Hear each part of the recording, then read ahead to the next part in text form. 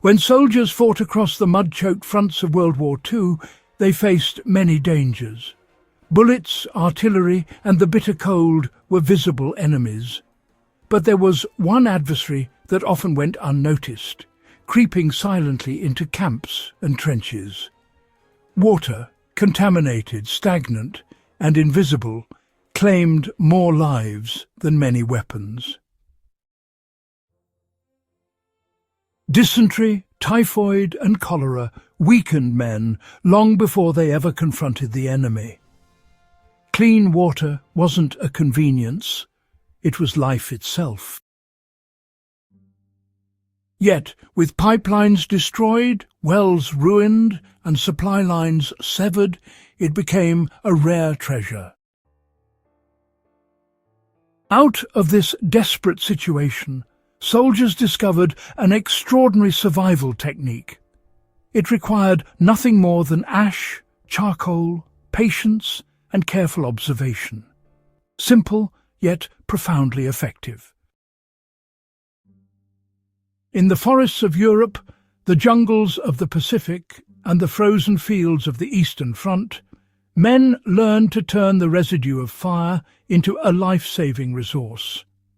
This technique, largely forgotten today, offers a lesson in both survival and human ingenuity. Soldiers discovered that the ash left after a fire was not waste. It became a vital tool.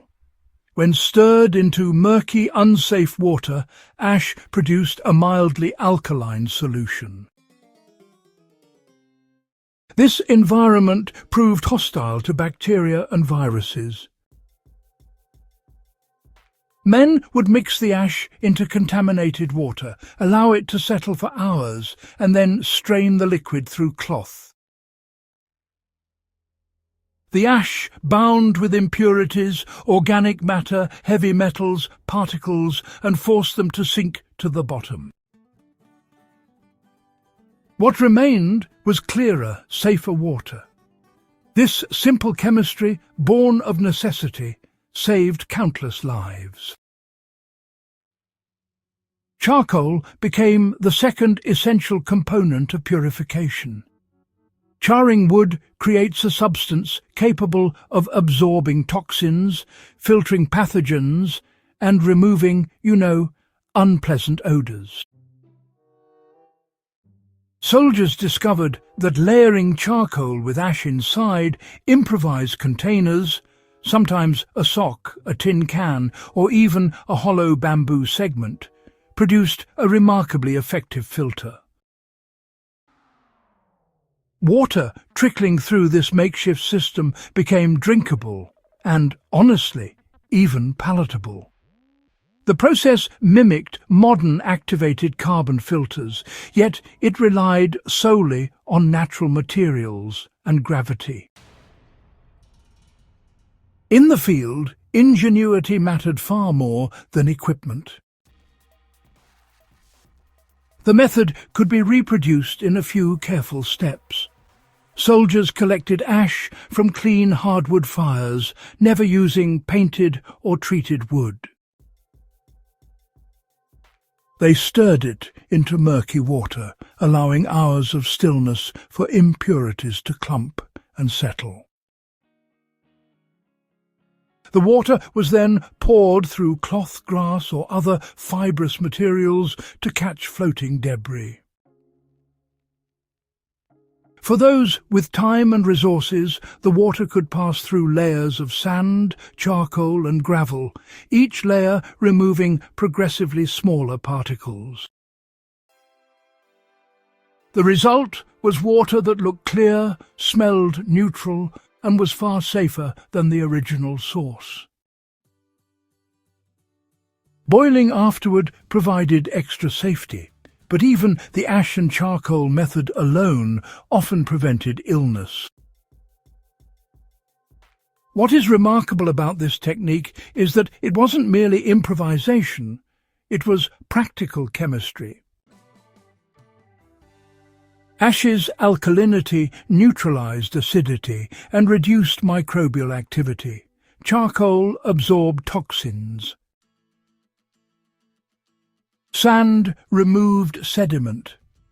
Together, they recreated the natural filtration systems of the earth itself. Soldiers, under immense pressure, unwittingly replicated what water does when it percolates through mineral-rich soil before emerging in springs. Survival, in this case, depended on observation, understanding, and resourcefulness. Even decades after the war, the method persisted. Rural communities and travellers continued using ash and charcoal to clean collected rainwater or pond water. Researchers, later confirmed that ash-based purification could actually reduce turbidity, neutralize acidity, and absorb traces of heavy metals like lead. For the modern survivalist, it offers a low-cost, readily available backup when, conventional filters or purification tablets are unavailable. For the history enthusiast, it really illuminates the ingenuity and adaptability of soldiers under extreme conditions. The technique is, honestly, as educational as it is practical. This story is not simply historical trivia. It is a lesson in human resilience. It demonstrates that survival often relies less on technology and more on understanding and using the resources immediately at hand.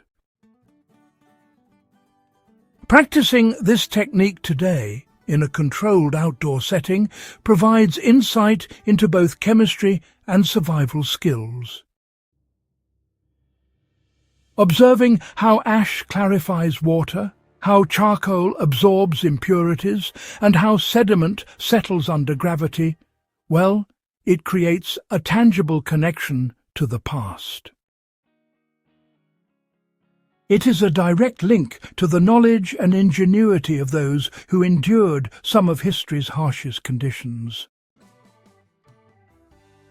Ash and charcoal water purification, reminds us that history contains lessons that remain relevant. The men who filtered water in muddy trenches did not have access to modern conveniences, yet they survived through observation, experimentation, and application of natural principles. This forgotten method exemplifies human adaptability, resourcefulness, and the enduring power of practical knowledge. It is a story of survival, science and ingenuity, wrapped in the mud and fire of war. So, the next time you see ash beneath a campfire, remember that it has the power to sustain life. What was once battlefield necessity can become, modern survival wisdom. If you value practical knowledge from history, and if you're fascinated by survival techniques tested under extreme conditions, then subscribe to Survival Logic. Share this story with fellow enthusiasts who respect ingenuity, adaptation, and, the lessons that history can teach us. Because the techniques that kept soldiers alive in the mud and cold may one day help someone survive when it truly matters.